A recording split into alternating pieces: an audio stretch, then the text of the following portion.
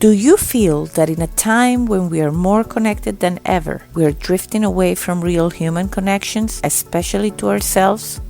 I do. Hi, I'm Leticia Latino, and I want to invite you to join me and my very inspiring guests in exploring ways to reconnect to your essence, to your definite purpose, to what makes you tick.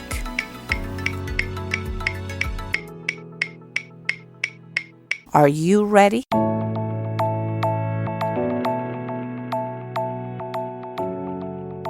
Hello and welcome to a new episode of Back to Basics, Reconnecting to the Essence of You. Today I have Paul Pellinger, who is the co-founder and vision leader for Recovery Unplugged, an innovative approach to addiction therapy which puts music as the catalyst for positive and long-lasting change. He started with a treatment facility in South Florida, and he has now grown it into a national recognized movement with multiple locations. He's also the author of the recently published book, Music is Our Medicine, and has been featured on ABC, NBC, and multiple radio stations across the nation. Hello, Paul, and thank you for being in Back to Basics. Thank you. Thank you for having me. I feel so honored. I mean, I have a guest of your caliber. I'm super excited. You know, I actually feel a little bit more honored because I know today, indirectly or directly, you're going to probably help more people than you know just by talking about not only addiction, but a solution for it.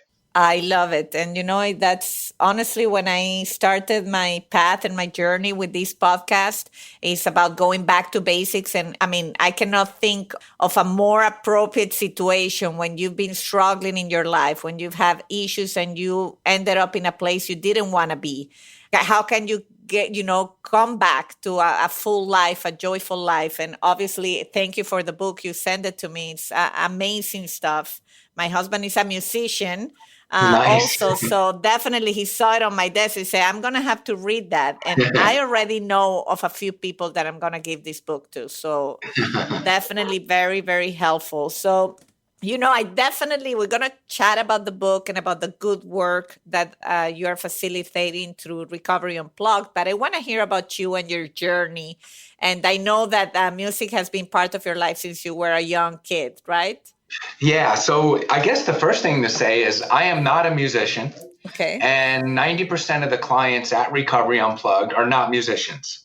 Okay. I did grow up 10 or 15 miles away from the original Woodstock site in upstate New York. Wow. So between my parents exposing me to music at an early age and being surrounded by like a hub where a lot of concerts and musicians would kind of, let's just say, collaborate every summer, I definitely saw the benefits of music at a very early age. Okay, that's great.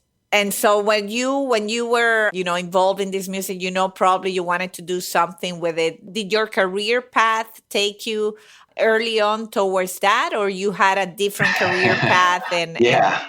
Yeah, that's a great question. Maybe I should start from the beginning. Yeah. There's no way that I knew, and one day I'm going to be using music to help combat addiction. Mm-hmm. I went through my own struggles with my own addiction back in the 1980s and entered treatment at a very early age. And then as my recovery unfolded, I became credentialed and licensed as an addictions professional. Okay. And I started working in the field combating addiction. And what I noticed early on was that what I was being taught to do in school wasn't the best way to handle addiction. In other words, like they were teaching me to focus on warning you about the consequences if you didn't listen to my suggestions, and stay away from people, places, and things, and don't go to bars and all that stuff, which is true.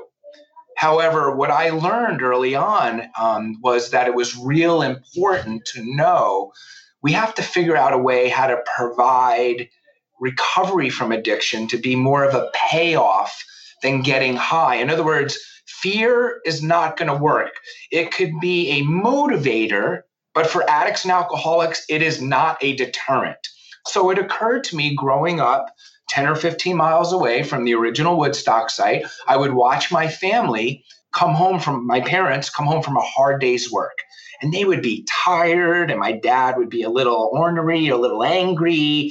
And then my mom would put on music, and I would watch how their energy level changed. I watched how their mood changed. They were smiling. Now, again, I'm like 4 years old, right? 8 years old. I noticed in hindsight that music had the same assets that I needed as a clinician, as a provider, to be a catalyst for change, for long-term recovery. So as a clinician, what is my job? My job is to establish rapport with you. My job is to maybe lower your anxiety. My job is to help change your mood, help you retain things, the necessary skill sets, behaviors, and information needed for long-term recovery. Also, music is very unifying. Like, have you ever been to a concert? Absolutely. Right. So how is it, right? Like that we could be standing next to people who are from different cultures, from different age groups, socioeconomic backgrounds, whatever, but yet we're all jumping up and down. To the As a matter same of fact, beat. One yeah, beat, right? They say. I remember seeing the Rolling Stones tour in South America back in the 1980s, and the people there did not speak English, but they knew every word from every song that was in English from the Rolling Stones. And I just know there's a lot of assets that music can be used for. So I started experimenting as a therapist back in 1993, using different songs and music in my group and individual sessions. And remember, I am not a musician. It just occurred to me that music helped me. Maybe I could start using it to help others. And you right? consider what helped you in your own addiction, you consider that was music? Music was the Simon Says and the catalyst. So, for instance, I knew I needed to eat right. I knew I needed to work out. I needed to go to meetings. I needed to have support. The problem is I couldn't depend on my own head to consistently do that. But what I noticed is when a certain song came on, it motivated me to go work out. It motivated me to, call somebody if I needed help.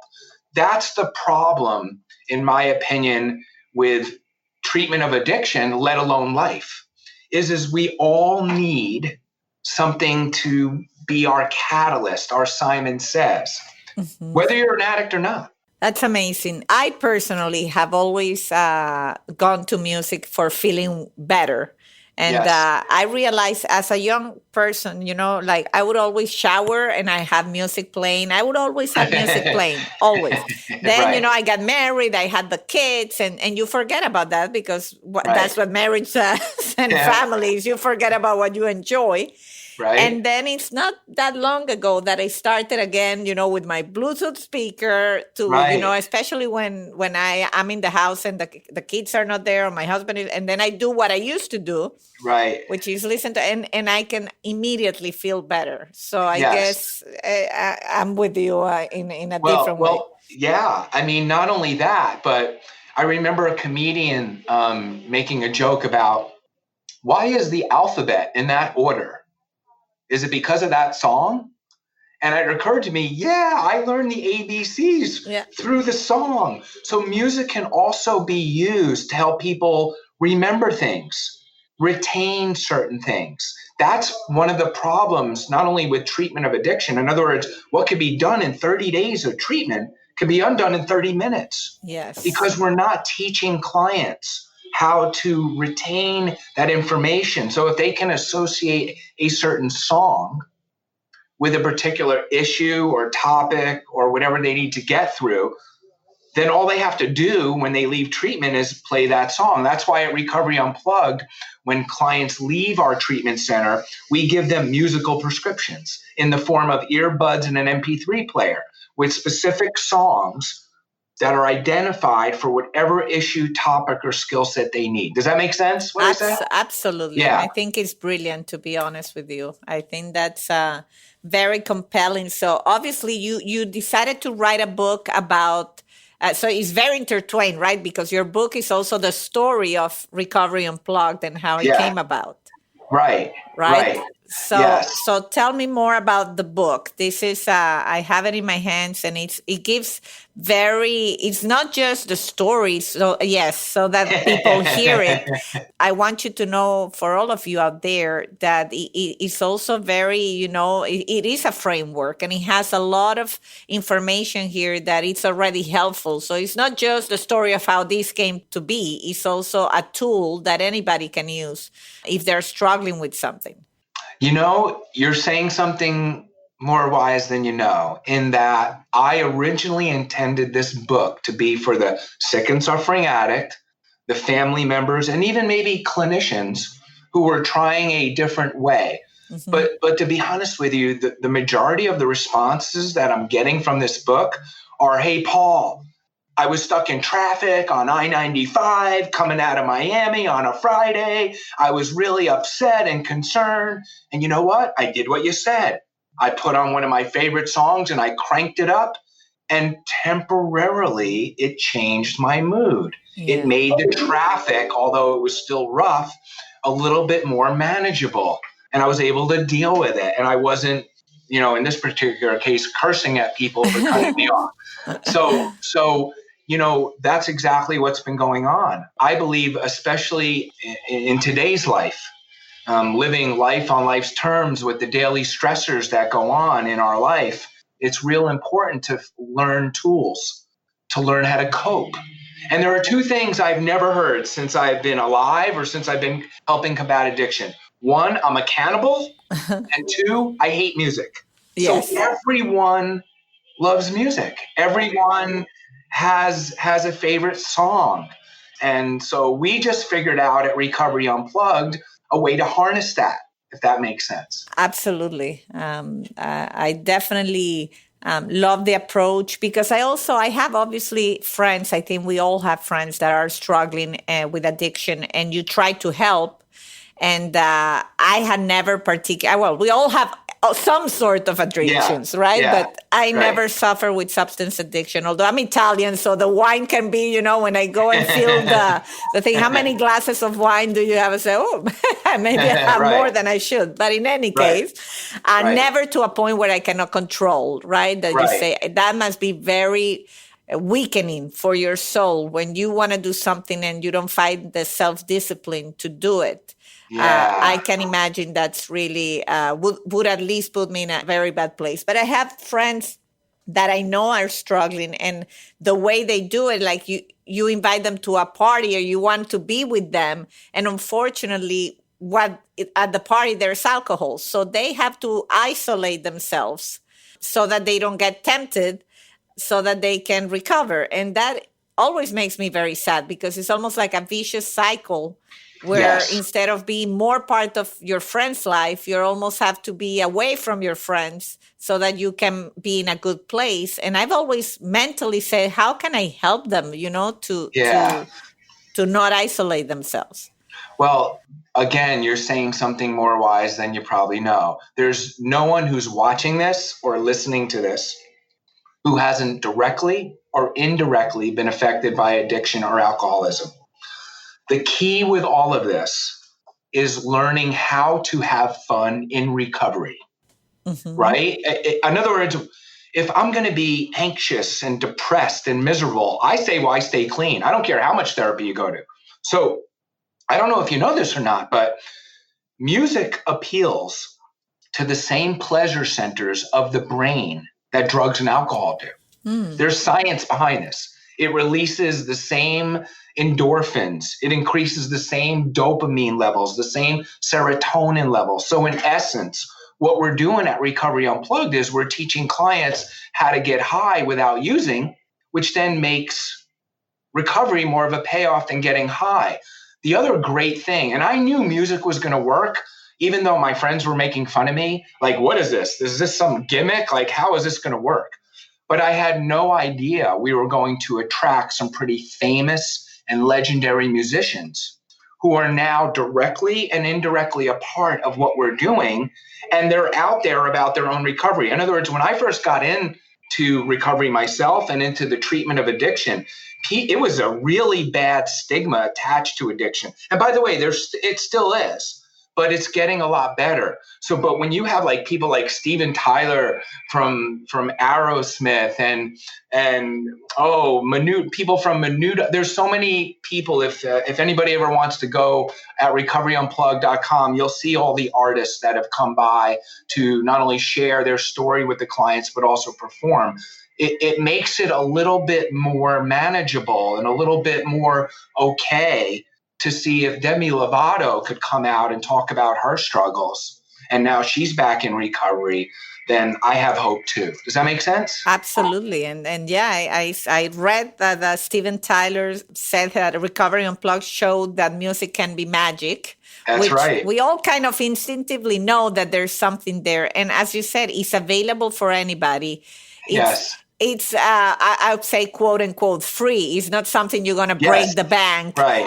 Purchasing. Right. And it's available for anybody to tap into it. So It's definitely putting two and two together. It's amazing, though, how, for example, musicians that have that resource always available to them are also traditionally substance abusers. What's your take on that? So first of all, before I answer that question, this is the second time you use the word amazing. Mm-hmm. And to be honest with you, that's where this all started. Let me explain. Okay. In 1993, as a therapist in my 20s, I was experimenting with using music in my sessions. A song by Aerosmith came out called Amazing. And those of us who were in recovery back then knew that was all about recovery. If you weren't in recovery, you just thought it was another Aerosmith ballad and it was good and they won a Grammy, yay, right? But the words were very, very, poignant towards people in recovery. Richie Supa, who is now my creative director of recovery, wrote that song with Steven Tyler. Wow.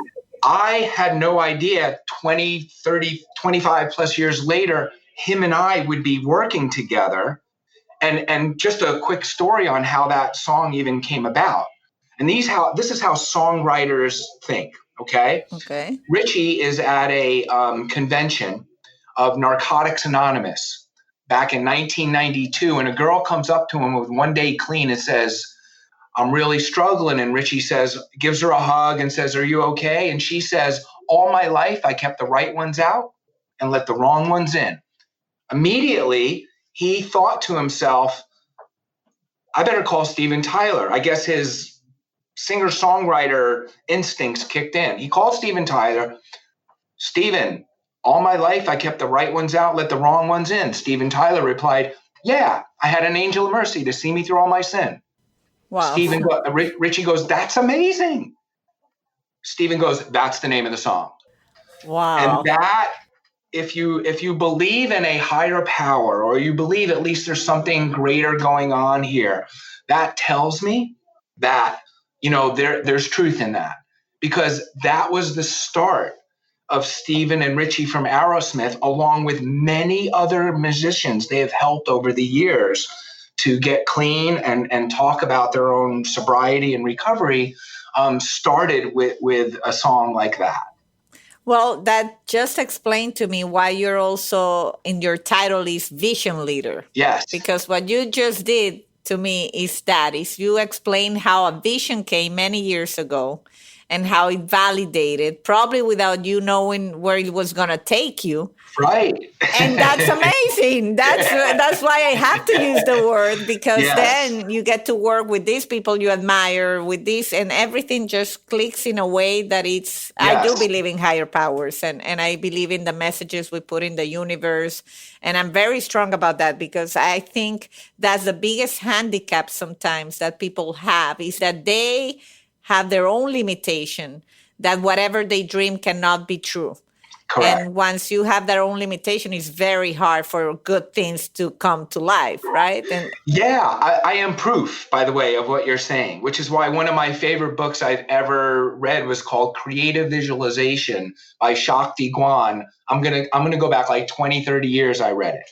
And yes, I knew instinctively that music was gonna work, but I really had no idea that there was so much science behind this, right? Like I just thought John Lennon and Paul McCartney were musical geniuses and divinely inspired. By the way, I still believe that. However, now there's a lot of science, like I told you, behind the music. Nova Southeastern University has been gathering empirical data on us now for the past 4 years, and they're confirming humbly what I already know. And that is our results are about 4 times better than the national average. wow. The clients who leave against medical advice are 5 times better.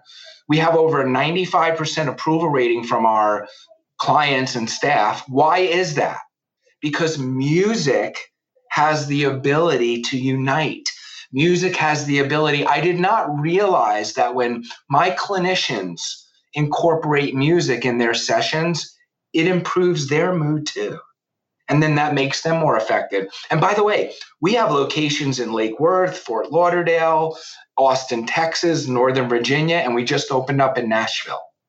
And so it's really more of a movement than a treatment center steps from the ocean in sunny Fort Lauderdale. Okay. So I'm letting you know that this vision, as you have alluded to, was born out of frustration that over 60,000 kids are dying every year from the opiate epidemic. And all we have to take ownership as an industry, as a clinician, as a provider. What is our part in it? Instead of blaming the client or they were, brought up in this bad neighborhood, whatever the excuse is, what's our part in it? And I realized early on that what I was being taught to do in school wasn't the most effective way to do it. So I stepped outside the box, knowing that I was going to potentially, turn some people off or be viewed as a gimmick or whatever. But I was clear in my heart that music had the same assets needed for long-term recovery that we've all been striving for. And by the way, we have medical doctors and psychiatrists and nurses and licensed clinicians and all of the disciplines. I want to make sure people know you're not just coming here to listen to somebody play guitar. Like that's not what's going on here. We have all of it's not music therapy in the grand sense. It's a way that we use music to engage the existing evidence-based models. That's fascinating. And so I'm putting myself in the position of someone that needs help, right? Okay. Well, as a mom, I'm thinking we should have music like therapy in all schools. We know they have music, but it's not the music that kids want to shake it to. I have a 5-year-old and she shakes it depending what song she's singing, right? So again, you're saying something more wise than you know. I created a foundation called Face the Music Foundation. Okay. And the goal is to help raise awareness, change a stigma attached to addiction, and offer people treatment if they don't have money or insurance in quality treatment centers. Now, what I also do is believe in prevention. So when I go to high schools, or my staff goes to high schools or middle schools, or in my cases, colleges, I don't just get up there and present a whole bunch of what I would call psychobabble with bullet points, and here are the dangers. I bring a musician with me, whether it's a hip hop artist to deal with certain age groups, whether it's a classic rock and roll artist, whether it's a violinist. It helps engage the presentation. And then once you get your audience to engage, and by the way, I've been told I'm okay at speaking, but really it's about the music.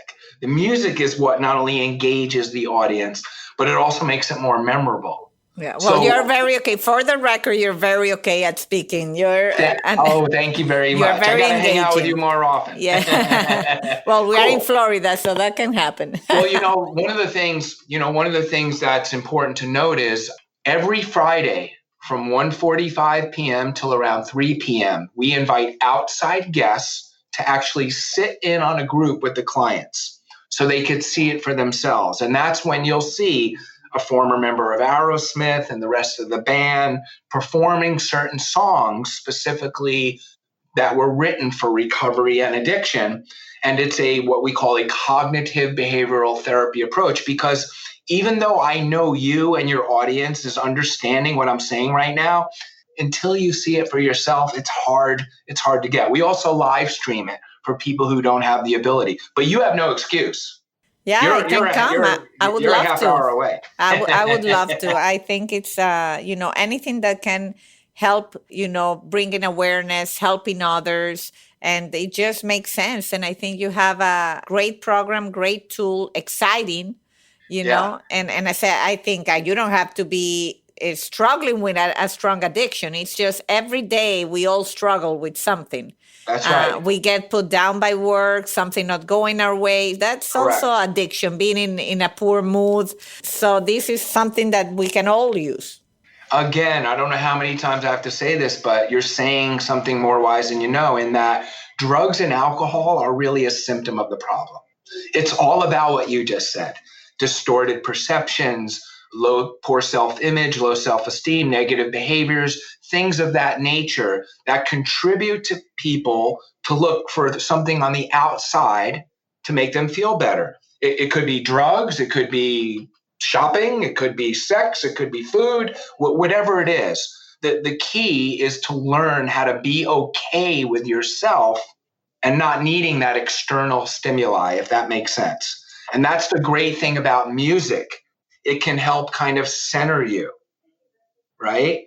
Absolutely, absolutely. And these days, I mean, the statistics and your web pages, of course, I will share it on the show notes. The statistics you have there are huge, and obviously it has been defined America's epidemic, the substance abuse. And you get Right. the news and you see no matter who it is, a prominent journalist like Anthony Bourdain or an Yes. actress, or even, the son of your high school teacher, which this Right. happened in our high school. And Yeah. the mental illness and it's so Yes. strong, unfortunately, what we're having to leave, that we have to take control and we all have to contribute to find ways for our youngsters never to get there.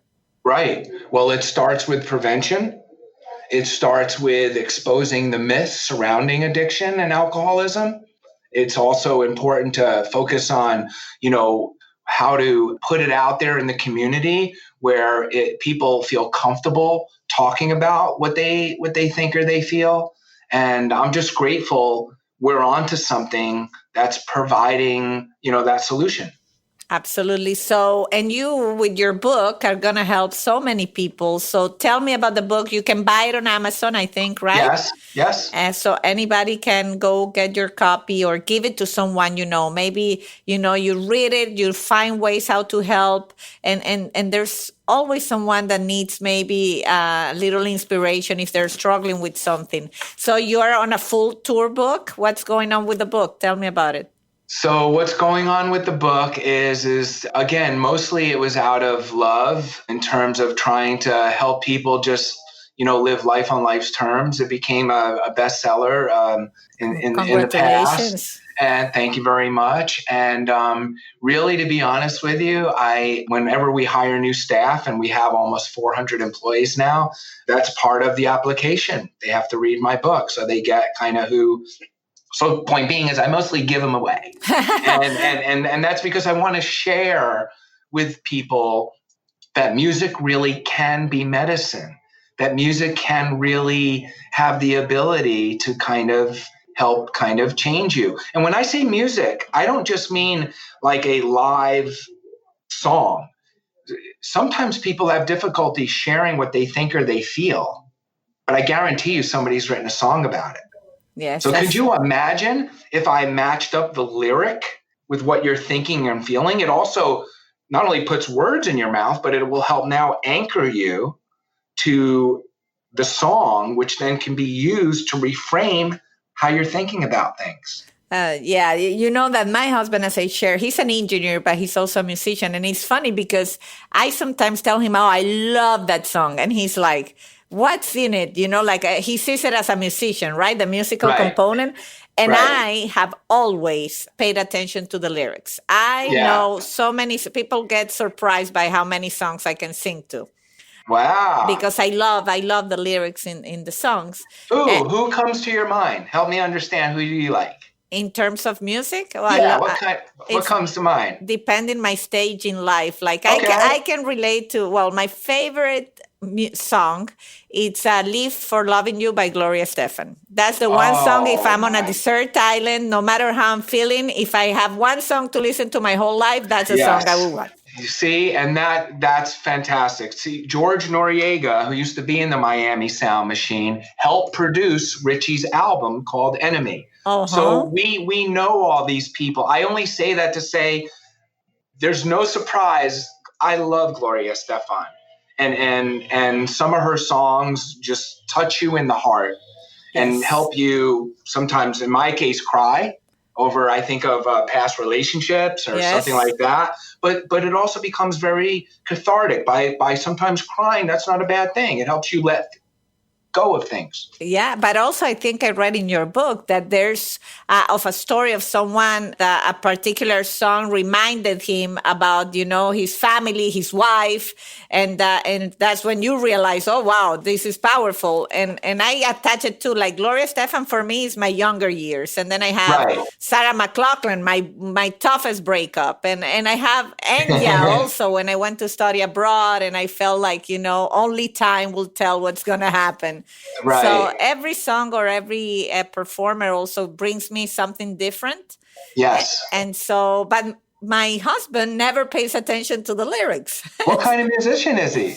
He studied jazz improvisation. He's a guitar player Wow. and he's very good, I have to say. But now You have to when we're off the air or whatever, we have to connect. I want to invite you and your husband to come see what we're doing. absolutely. Absolutely. Seriously. Because one of my missions, and he's been on my podcast, is episode 3 or 4. You know, when you see someone and when he plays, he's completely a different person Yes. than when he's doing his normal job. And he doesn't get to do it that much now because he has a very demanding job, and it pains me because I know that's a part of for him that's so important, and Right. we're going through life without getting to do what we love the most. And so I always say I have to find a way where I can want to get him more involved again. So this might be a way to get him more And if involved. Richie finds out that he's a good guitar player, I'm just saying he'll probably invite him up on stage. Well, I'm telling you, I wouldn't.